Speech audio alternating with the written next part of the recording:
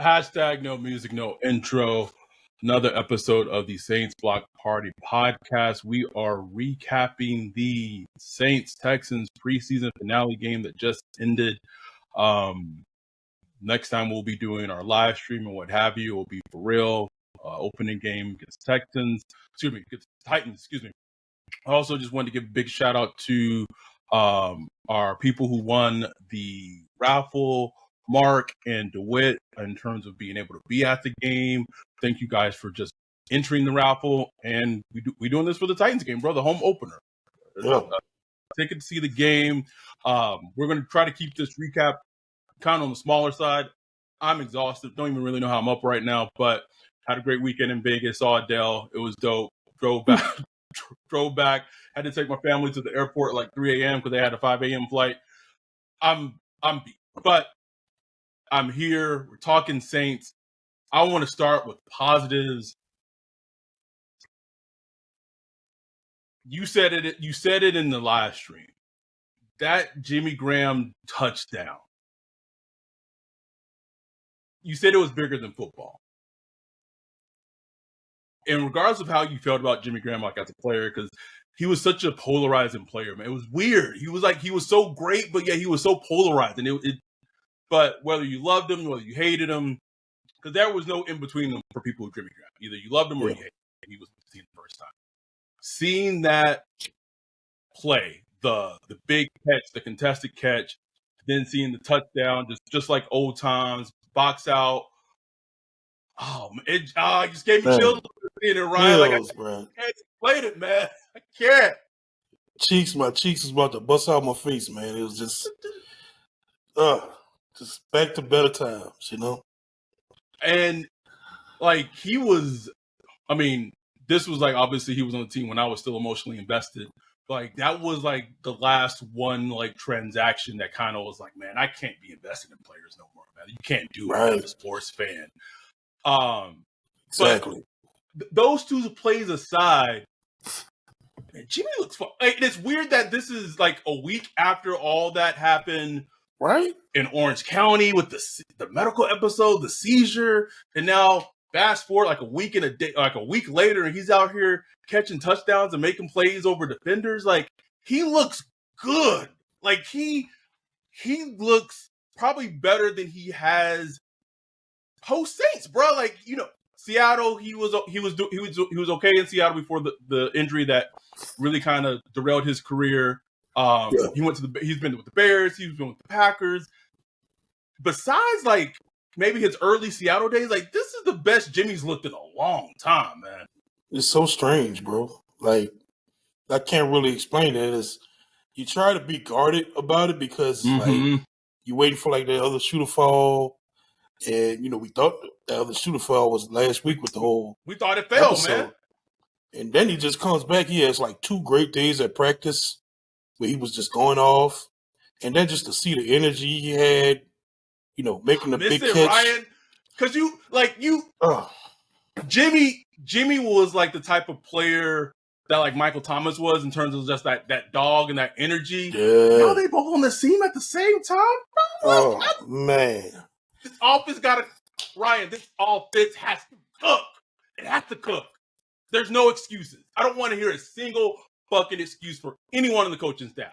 You got Derek Carr. You have a good offensive line, albeit they stay healthy. You got AK, albeit he's suspended. Jamal Williams, Kendre Miller, Michael Thomas, Chris Olave, Rashid Shaheed, Juwan Johnson, Jimmy Graham, Boston Monroe. Like, this offense has to cook. Period. No reason this should not be a top 10 offense. There's top no 5. reason. No, bro. I'm taking the 10 off top the 5. Table. Ooh. Top 5, Ryan. I'm saying this offense should. I'm not saying they're good. I'm not saying they're as elite as these offenses are. But like, when you think of elite offense in the NFL, think of Kansas City, you think of Buffalo, Ravens, dependent, like Greg Roman, but they're in a completely different thing. But those are like the offenses. And then Kyle Shanahan, you think of them, but Kyle Shanahan's teams, like, offense are never really like top 5 offenses. They're just more of a schematic offense. So I'm saying that this offense, healthy, hashtag on paper, should be along the ilk of Buffalo, Kansas City. I'll probably say Miami, although Tua, but it should be that good. There really is no reason, unless there's a drastic injury, a catastrophe injury, that this offense should not be able to consistently produce and put up points. We'll see, man, because once you talk about like a top 5 offense, that's an offense that dictates to the defense. That's an offense that can bring it to a defense and have them leaning back. You know what I'm saying? Yes. I still got my questions really are about the run game. That's a good one, because man. I have yet to see like really good run game in the preseason. And we'll know, Jamal Williams barely played, only got a few snaps out of Alvin Kamara. It's just like, and there's been a lot of second team, so I don't know, but I just coming off last year when the running game struggled, and this year, that's kind of thing that gives me pause. But the passing game should work, bro. Like the passing game should be. There's no reason for it not to. Should be good. There's no reason it shouldn't be good. And everybody talk about like Derek Carr in the red zone. He's never been good in the red zone. Like this gonna be the ultimate test, bro. Because if he can't produce with these red zone weapons, bro, like something is wrong. Something is wrong. And it's on Pete, man. Back to old Pete. Pete Carmichael, that is. Man, I did the whole brought the camera in close. I'm not gonna do that again. All I'm gonna say is there's no excuses. There's no none. excuses, man. How I'm gonna ask you this: what is the over under of the weeks of this? If this offense is not producing, how long Pete keeps his job? Give me what week worth like a change could be made.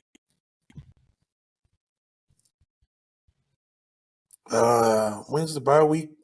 It's kind of like it's right a little early in the season. I have to look it up. Maybe like week 7, week 8, maybe. I'd have to look it up. I think he has a long rope, man. Like him and Derek Carr vibing. It has to look like it has to be bad. I'll just put it like that. If it's really bad, I say like week 10 or something like that. Ooh. Like if it's costing the Saints games, where you see Ron Curry come in and call plays, I don't know. It's so unlike the Saints to do stuff like that. That's why it's like, yeah, that's very true. It's not like them at all. It's a very, like you said, mom and pop shop. They like to show loyalty. I just can't see it being that bad though. Like, you know what I'm saying? It can't. Man, it can't be. Like you got a professional quarterback there, a professional, intelligent, smart quarterback who knows what he's doing, man. So it shouldn't be hard, to produce with these weapons, bro. Like it really shouldn't. I guess we get back to the game. Like, I guess there wasn't much to really take away from this game. I guess. At least not. I mean, I didn't take a lot away offensively. Yeah, definitely. Offensively, I guess. I would have liked to see more from the run game. Like I said, right. Kendrick Miller, he did the best he can, but I mean, bro, like he was fighting for his life out there, man. He was fighting for his life, bro. Thought Jake Hayner had a pretty poor game. I thought he was inaccurate. It just kind of goes to show, like, yeah, it's a rookie. Like, you know what I'm saying? Like, you gotta because last week I was like, man, make him QB2. This that. You kind of get reminded quick, like, this is a rookie. It's gonna take some time for him to figure it all out. I wanted to see a little more A.T. Perry. He loved some crawl, bro. Like he was. Oh my god. Oh my goodness, bro. Like he was looking at on that one interception he threw down, in the end zone. I mean, he had his eyes on crawl locked before the ball was snapped, bro. And you could see the safeties just run across. It's like, come on, man. But look, it was a preseason game, bro. Like I don't know how much you want to take away from it. Right. What else we got? I mean, we got to talk about. I'm still on the positives. Talked about the offense and how the offense should look. This defense, Ryan. this defense. It's a lot of talent for this There's a lot of potential and talent for this defense to be special. Yeah. You have we have seen this game. We saw some flashes here and there throughout the preseason. I saw a couple of flashes at the joint practice against the Chargers for Brian Brissy. But this game right here, this bitch we got a defensive tackle, bro. The Saints have drafted a defensive tackle. He's still young, and it's early. That should become a difference maker and should become a difference maker very quickly into his career. It is hard for offensive linemen, and I get it. Some, backup offensive line, but he did this a little bit, against some starters too. His quickness for his size is unreal. Can't coach that. That is, bro. God-given. You built with that. Yeah, it's God-given. And it's the reason he was such a highly recruited player coming out of high school. Mm-hmm. The reason why he was highly thought of in college. He has that ability, man. So as long as he's healthy and adding the repertoire to the skill to his repertoire, the hand movement, the spin move, all the little things that come with being a really good player. That's what he's doing right now. He's learning. You can watch him and you can see how he's learning. And man, we'll see what the finished product is. But man, just to be able to add that to your rotation, they need it. They need it so bad. So someone just threw out not saying that he's going to become this player, but a friend of mine threw out the way he plays and the way he wins is very similar to that of a Chris Jones or a Jeffrey Simmons. Just dudes in the middle that just cause havoc. Again, I'm not saying that he's going to be either of those players. Those are all pros at the position. But it's how you win. Right. It's how they win. Speaking of the defensive line, great. Malcolm Roach this preseason has just been insanely active, man. And I don't know what to take. I don't know if this is flashes of him ascending a step or two, or this is just he looks good against backups, but he's looked active and just disruptive. Even DA said this past week he's much more explosive this year. Just the way he's moving. He said he's had a great camp. Some people say he's among the top 3 or 4 players this training camp that just had consistently good camp. Just playing the run and the pass. So again, that's one of those players they've developed over the years. Even as a young player, he showed flashes. He was an undrafted free agent, was he not? Yeah, that's right. Yeah, from Texas. And he showed flashes very early, and he's starting to put it together. And like I said, man, when time and experience, and you add the talent, man, that goes such a long way. It does. So to have him coming into his own, and then you have the young talent like Brissy. Oh man, come on now. So I don't know when I tweeted it. Maybe I tweeted it. Maybe it was either against the Chargers game or maybe the practice. But I said it was during the Chargers practice. I said that the interior of the Saints defensive line is just vastly, vastly improved. And then someone got my mention I'm not saying that now, right? It's the eye test, man. The eye test easily tells me that the talent at the interior is vastly better than it was last season. Which is huge because in March, it was the huge question mark. It was huge. Because Onyemata left, and it's what are they going to do? So that's huge if that comes to fruition. Yeah. Right. Every week, and I know the first preseason game, we went very hard on them. Every preseason game since, Isaiah Foskey's done a little bit more, shown a little bit more. So had a good ass sack in this game, and I don't will that mean that he's going to be active on game day? That I don't know. I would still probably glean no, but at least it's an encouraging sign. And this is I'm going to use this example, and I'm not trying to badmouth him now. When we were watching Peyton Turner early in his career, preseason especially, like it was bad. Like from preseason week 1 to week 2 to week 3, like it was like consistently just like the same. And that's like was something that for you and I, it was like, man, like can you just do something, bro? Yeah, we were hard on Foskey like that, that first week, and like each game since he's shown a little bit more.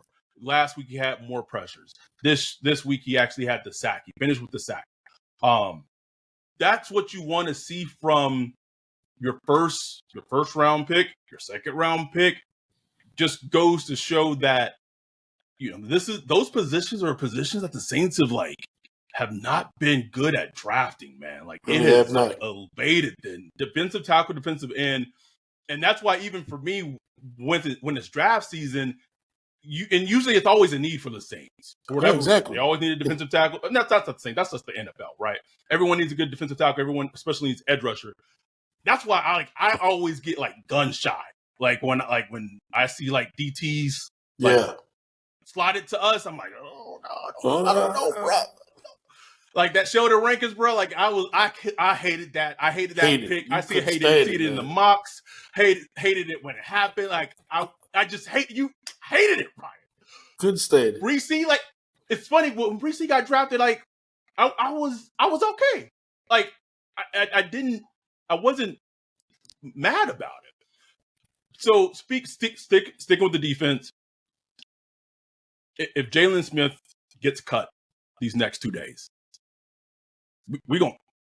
I'm gonna reach out to the Saints communications person directly, see if we can get D on the podcast, because I'm gonna need him to explain it to us, just like we're 5 years old, of why Jalen Smith, whatever. You cannot use special teams.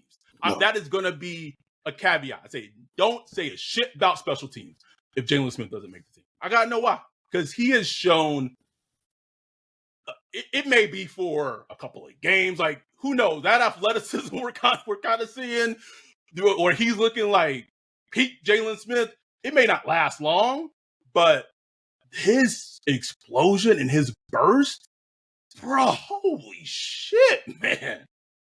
He looks like a high level starting linebacker. Like that's how he looks. You know what I'm saying? Even though he was brought in late and straight up just sitting out there on the street, looks like a high end starting linebacker, bro. And no, he's not good, because there's no way. Like there's no way. Like I'm sure you can't do it. They are sitting in their linebacker room, like the coaches are like, "Fuck, I can't believe we got this guy. Like we can't believe this shit. Like this is crazy. He was just sitting there, like just chilling, So someone I want to give. If I'm not looking at the camera right now, I want to give like specific credit to the person who got my mentions and suggested it. Hold on. Sorry, this is terrible podcasting. It's one of my specialties.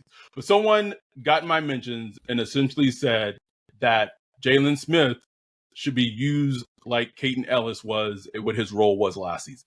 Rush the passer here and there, play some snaps when he needs to. Sorry, it's at I don't know. I lost it. Sorry. It's the perfect little package or sub package that they could find to use Jalen Smith in. Like use his talents, use his speed, and make him like a contributor on the defense. Yeah, and they've already started. Like they were had him in playing strong side linebacker this past week. So, they're already trying to find ways to get him to start, like to get him on the field. On the field, man. Zach Bond, because Zach Bond played that spot all camp. Yep. All camp is Zach Pine. And last week, it was Jalen Smith. So, I don't need to hear anymore, bro. He will be on this team. How much he'll play, we'll see. We'll see. It's all about getting the best 11 on the field, bro. So, that's it. It's up to the coaches to figure that shit out. I don't know what you got to do. Figure it out. But when he's out there, bro, I'll be like, is that DeMario? Like that's how I'll be right? Like just the way he moves and everything, you know? Yes. It's the moves, like it's the dreads, Mm-hmm. it's all of it. Speaking of best 11 on the field, Alante played some in this game. And this is, I think this is the hard decision of what the Saints have, with their coaching staff, of what they do with Alante, right? So you see that pass that CJ Stroud threw. Beautiful pass by CJ Stroud, by the way. Holy shit. CJ Stroud drops in the bucket. Alante's kind of got beat a little bit, has the insane ability at his size to catch up the speed, and not only that, time it perfectly where he causes an incompletion by knocking the ball out right after it gets to the receiver's hand. So that's the shit you're like, oh my God. Like, corners typically don't play it that well. Like, you cannot draw up a better textbook. Yeah. But that was him on the outside. However, when they moved him on the inside to the slot, that's where his struggles come from. I don't think it's because he can't play that position at some point. He just hasn't played it before. It's new to him. Right. And so I just know how the Saints operate. Like, they're very like, well, if Marshawn's healthy, like, we'll put Marshawn on the outside. We're going to put Adebo on the other side outside because we trust him. And then we're just going to put Roby at the slot because we trust Roby to play the slot. Even though Roby was like terrible fucking playing the slot last season. Like, I don't whatever. I said it in the live stream. Like, if you're going to play Roby at the slot, you might as well just play Alante. Like, at least Alante can grow. Yeah. But, like, I'd rather Alante take those lumps than Roby takes those lumps because I already know how it looks when Roby's going to take those lumps, bro. And at least Alante can fucking tackle. Like, Roby be out there just, like, chasing, bro. That, to me, is key right there. Like, right? Alante is a hitter. Sometimes he's over-aggressive, but he is a hitter, bro. Like, he comes with that. That's not Bradley Roby game. That's not Bradley Roby. No. You know what I'm saying? And to be, like, in the slot, that's part of your game. You got to be stopping the run game. You know what I'm saying? You playing over the middle a lot. But we know that's not the decision they're gonna make. Like, Bradley will be able to play this game because he's starting at slot corner. You know what I'm saying? Alante might have two players ahead of him. He got the other guy might be ahead of him. Can't remember his name. But it's just gonna be one of them decisions that I gotta see how it plays out. Out, man. They gotta figure it out. You can't just have that sitting on the sideline. You can't have a lot. Ryan, we were at the game. We were at the game last year in October. Alante held Devontae Adams to not a single catch, bro. As a rookie. That's a rookie. Playing the hardest position in sports. I get playing quarterback's hard, but at least you going forward playing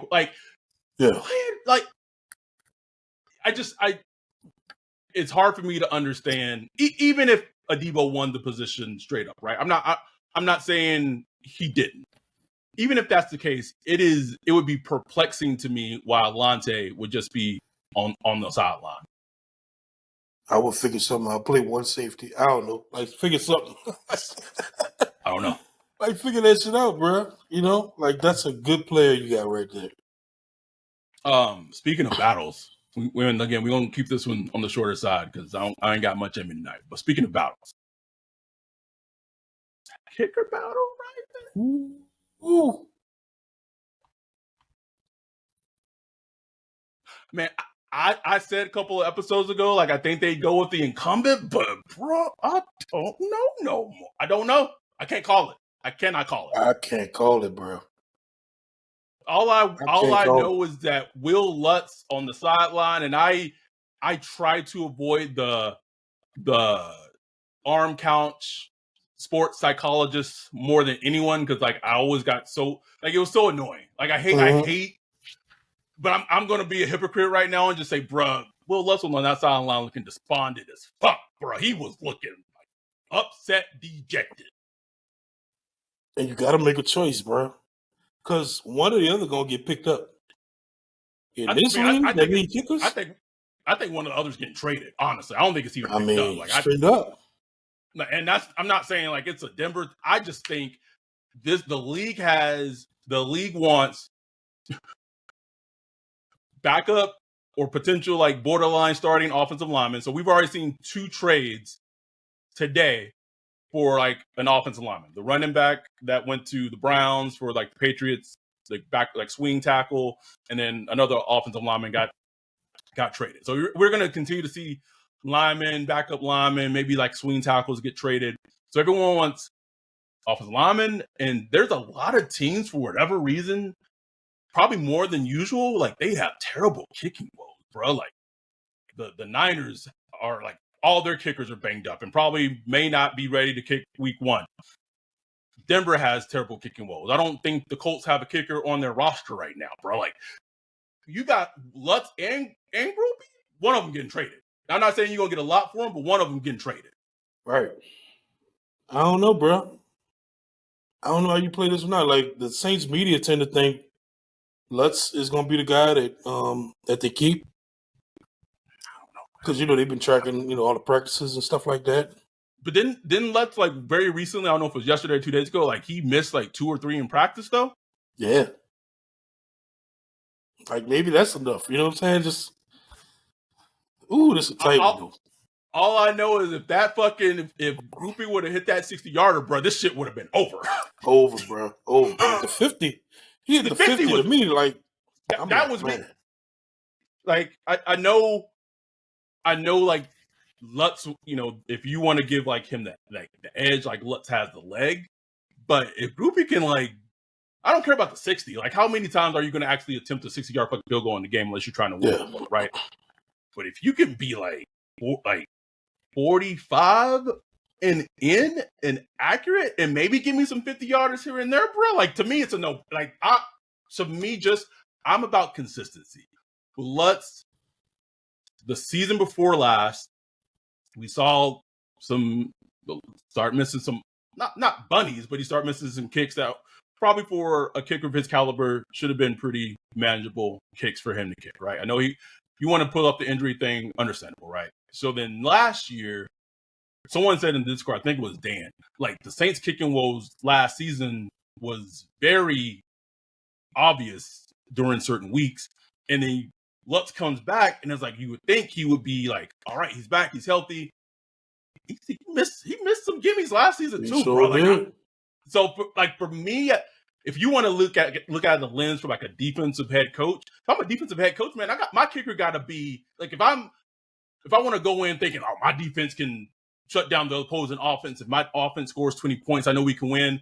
I got to have a kicker that is consistent, like consistent. Right. Don't got to think about it. Because once you start missing those, it throws off your whole game plan. Exactly. So, this is going to be interesting, bro. We're about to find out soon. I put it like that. We about to find out tomorrow or the next day. I know the cut down is Tuesday. But, a lot of teams been pulling that cord. Started early. Yeah. Who is the Saints punter on the roster right now, Ryan? I don't know, bro. I don't know. I haven't kept track of the rest of the league. No, I haven't either. Not at all. I just look at the Saints punting right now, and I'm just like, yeah. If you could do better, do it, Yes. Because there were times last season where, like, a punt would have changed, like, field position and just Gilligan was out there just. And like you said, it's a defensive coach, so right. You know how he wants to play, bro. Like, yes, those punts matter, you pin them inside their 10 and my defense gets out there, like, changes at the worst, it changes field position. At the best, if it's a turnover, there you go, right? Like you said, the cut down to 53 is going to be very, very interesting. It's the cutoff, I believe, it's Tuesday at 1 p.m. my time, so 4 p.m. Eastern time. So we'll apologize. Like we are not going to be able to get a 53-man roster prediction out. No, and it's not going to happen. And I've looked at a couple people 50. You go ahead. Oh, go ahead. I was saying I've looked at a couple people 53s. And just about all of them the same. You know what I'm saying? Like this year, there's not a lot of, just really crazy. Oh, who's going to be? You know what I'm saying? It might maybe 2 players, maybe 3 that you could kind of debate over. But most of the 53, man, like we know who they are. We know who they're like be. the debatable players, I would guess, is like Ellis Merriweather. And once you sort out which kicker, who's going to be kicker, so that's another one. I know you said Jalen's making the team. I don't. This team just. You got a feeling about the. I would be blown away. I would be shocked if he does not make the team. It would not be a shocking Saints thing if he didn't make the team. It would be a shocking Dennis Allen defensive coaching thing if he didn't make the team. Yeah. You know what I mean? Like, because that like them cutting Jalen Smith and then him going to like another team, watch it be like in the NFC South and him just having like just the revival of his career, bruh, and like just would haunt us for like at least 3 seasons. Oh, he goes straight to the Falcons, bro. Bro, him and Caden Ellis gonna be in our ass, bro. But it would surprise me just from the standpoint of you're a defensive head coach and you see a new toy, right? Like, oh, like kid gets like kid gets at Christmas time. Oh, what can I do with this? To me, that would be that's how Dennis Allen would be with Jalen Smith seeing like his snaps, you know, in preseason. So it would surprise me from that standpoint, not from so much the Saints standpoint, because honestly, there's not anything this team can do anymore that would surprise me at all. It just wouldn't faze me. But I will say, like, the amount of linebackers, and I've brought this up before, is very interesting because there's a lot of them. There's a lot of linebackers. And I don't know who put it up. I know Chris White-Wells put it up in our Discord. I don't know who wrote the article of just tracking of like typically how many players at each position the Saints keep historically these last couple of seasons. So they typically keep 5.5. So you want to round that down to 5, or you want to be generous and round that up to 6, depends on who you are. So that would be Demario Davis, Pete Warner, and then those are your 2. And then the other 3 or 4 would be like Jalen Smith, Sewell, DeMarco Jackson, Zach Bond. Like that's 4 if they were to keep 6. Zach Bond wasn't dressed tonight, so I don't know if that gives you. I don't know what that means. It's hard to look into it because a lot of people are like, well, if that person's not dressed, that means that they made the team. That doesn't necessarily mean that. No. But it could mean that he made the team at special teamers, and that wouldn't surprise me in that lens so much. But it doesn't mean that his roster spot is necessarily safe. Also, we've talked about this before. Obviously, they're going to have like a mulligan or an open roster spot because of the AK suspension. We still don't know what's going on with Marcus May. If he's going to be suspended, if he's not, no one knows. I don't know if anyone's asking the question, but it'll be interesting to see. But all that said, when cut downs are coming in the next 2 days, means that there's going to be some at least decent players on other teams who don't make that team, right? Yeah. Saints and other teams alike will like to go out, claim a player, and so the roster is going to be evolving. And so just don't get, I don't know, don't whatever they announce as a team on Tuesday, like don't go thinking that that's going to be like the team. Like that can quickly change. So I know he's a backup, right? Like Andres Pete look like, even for Pete standards, like he looked bad tonight. Like he pulled and he missed the person he was supposed to block on the pull block on the screen. Like one of the worst screen passes I've ever seen in my life, bro. Like there's like 2 offensive linemen in front of Kendre Miller, and like Andres Pete like blocks A.T. Perry, bro. Yeah. He looked bad. And I get it, like depth is important, but if you could get something for Andres Pete, I don't even care what it is, bro. You get a 5th for him, man. Thank you. If I'm calling Sean right now, I'm Mickey in the office. I'm calling Sean up. He's like, "Hey, Sean, what's up, buddy? I'm going to see you golfing later. We're going to go out to have dinner next time you're in town. How about this? I got Andres Pete for you and Will Lutz. If you're Mickey, what round draft pick would you be okay with for doing that trade because you're giving Denver essentially a starting guard. However we feel about Pete, starting guard, and probably an upgrade for whoever's that guard in Denver, which is telling in itself, and a starting kicker. Maybe like I'll go easy on them for 2024 because I think they're trying to hold on to them picks. So I'll go easy on them and be like a fourth for 2024 and like another fourth for 2025, something like that. I think that's fair, man. Yeah. Because that means for Denver's, like if I'm Mickey, I'm saying if I'm telling Sean, I said that solves 2 positions on your roster. Yeah, exactly. 2. So I don't think that would be a bad trade for both teams, honestly. Yeah, we're at the 30, approaching the 40-minute mark. Anything else from this game that you want? Any player? In anything upcoming? I mean, Lucas Krull, I thought he was interesting. He caught a lot of balls. He was getting targeted a lot. Had over 100 yards. I think he should make the practice squad. Maybe a team that's needy at tight end could reach down for him, but I think he should make it. He's just a little inconsistent. Mm-hmm. But you see it. You know what I'm saying? You see it, though. There's something there. Like, you want to continue nurturing that talent or whatever. I'd be interested to see. I mean, and I know he's had some good moments in preseason and some very, very not good moments in preseason.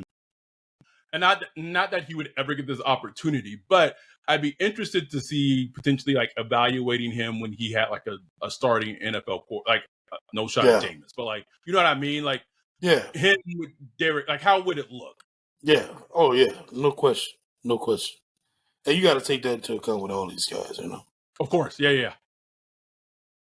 But other than that, man, not much. What much? We on a Zoom talking about Katrina, the racist justice system, Florida, the scientists, everything. I mean, depending if we're blowing the team out or we getting our ass beat during the season, bro, those conversations come up again. Oh yeah. But whether you're a Patreon or not, if you're just a supporter, if you're a Patreon, even if you don't have your camera on, like being in the zoo, like hearing Sherm's story, like as a black man, like hearing it was not surprising in the least bit, but it was still just so like infuriating, like to hear it. You know what I mean? And I think that that's something really about our community that I'm proud of more than anything. Is we could talk about football, we can talk about Saints all day long, but we can also talk about some real life shit and shit that like actually matters. That is like way beyond football, and more than anything, like the Saints brought us together in terms of the community, and that's how we do this podcast, et cetera. But everything else that is not Saints related has like brings us even closer. And that I am definitely proud of in terms of what we've been able to create and cultivate. We're looking forward to having a very, very, very big regular season for our business, for this podcast, for our brand. Like we're already doing similar numbers, at least last season. We're doing similar numbers of our recap episodes for regular season games, and we're doing those numbers on preseason games, right? So I think the regular season is gonna take us up another level. So them boys good. They good. Oh, if they good, bro. If they good, and we're wrapping up a home game, bro. Oh man. But them boys bad. Sell them bitches. But we're very excited for it. Looking forward to it. I also just want to like getting back to the game just really quick before we wrap up. I think I maybe had some questions about how the transition was going to go for D'Amico Ryans, but like I kind of seen enough. Like he had that, like that defense was not giving up a blade of grass in a preseason game with like third stringers, bro. Like the boys bought in, bro. That was impressive. It was very, very, very impressive. I think, I liked CJ Stroud as a prospect. I did have some questions about him, but he threw a couple of balls in this game where I'm just like, oh, okay. And that's the thing. There was never a question about his throwing ability was always beautiful. But it was like, can he handle like all the nuances that go into it? But man, he's such a smooth, poised quarterback, bro. So they protect, as long as they protect him and all that. And we didn't see him move. Like, remember that was the question, like, why doesn't he use his legs? Well, I mean, look, he just doesn't use his legs, bro. But we know that's like something he has in his arsenal, right?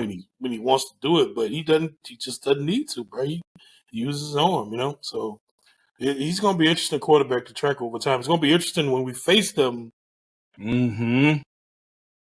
That's what I'm looking at a calendar. So that's about a month and some change away is when that's going to happen. But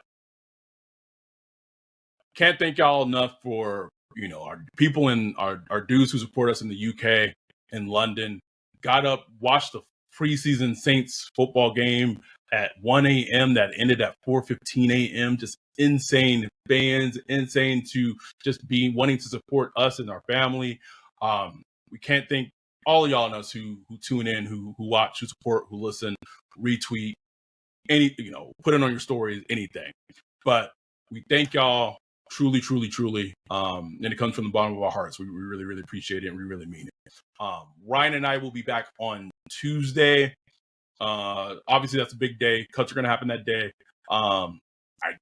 Unfortunately, just how the day is going to, like, that cut down episode, we'd love to get the reaction pod out sometime on Tuesday, but like I work pretty much all day on Tuesday, and then my daughter has like acting classes, so we're not going to be able to record until Tuesday night. So it is what it is.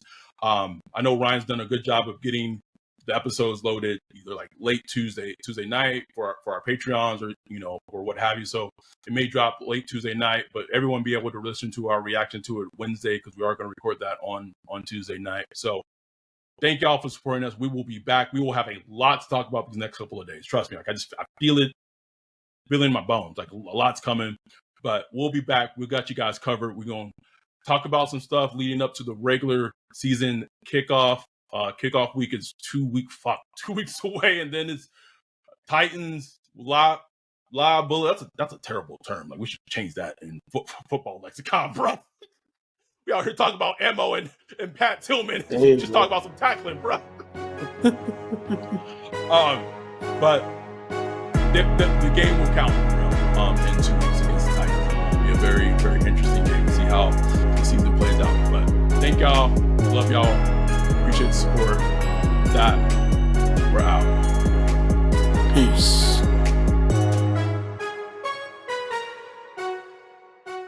All right.